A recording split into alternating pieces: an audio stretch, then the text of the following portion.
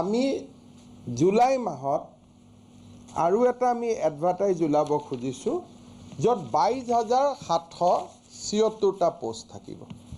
তাৰমানে overlapping ৱেটিং list যিটো আপোনালোকে মাজে মাজে কৈ থাকে যে 1 লাখ নহ'ব চৰকাৰৰ পুঁজি নাই কাৰণে 1 লাখ দিয়া নাই এই গোটেই সম্ভাৱনা নাকচ কৰি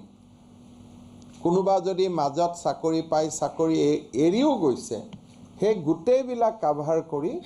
আমি 22,765টা পদৰ এডিশ্যনেল আমি এডভাৰটাইজমেণ্ট উলিয়াবৰ কাৰণে সিদ্ধান্ত গ্ৰহণ কৰিছোঁ তাৰ বিভাগ কেইটা হ'ব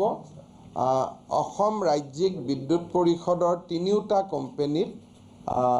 2,500 পোষ্ট যেটো নতুন বিজ্ঞাপন ওলাব জুলাই মাহৰ শেষ সপ্তাহত কৃষি বিভাগত যেটো আমাৰ এটা পোষ্ট আছে এটা কি বুলি কয় হেমজিখিনি এক্সটেনশন এসিস্টেন্ট বুলি কোৱা হয়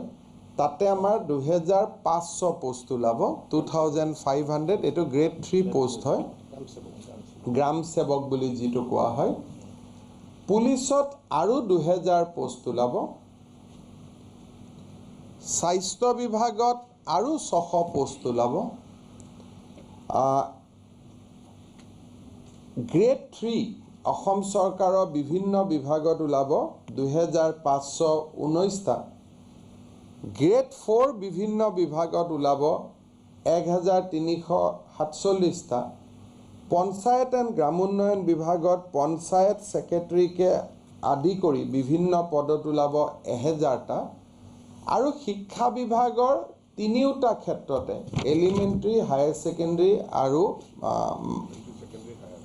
হায়াৰক লৈ আৰু পোষ্ট ওলাব 10,219টা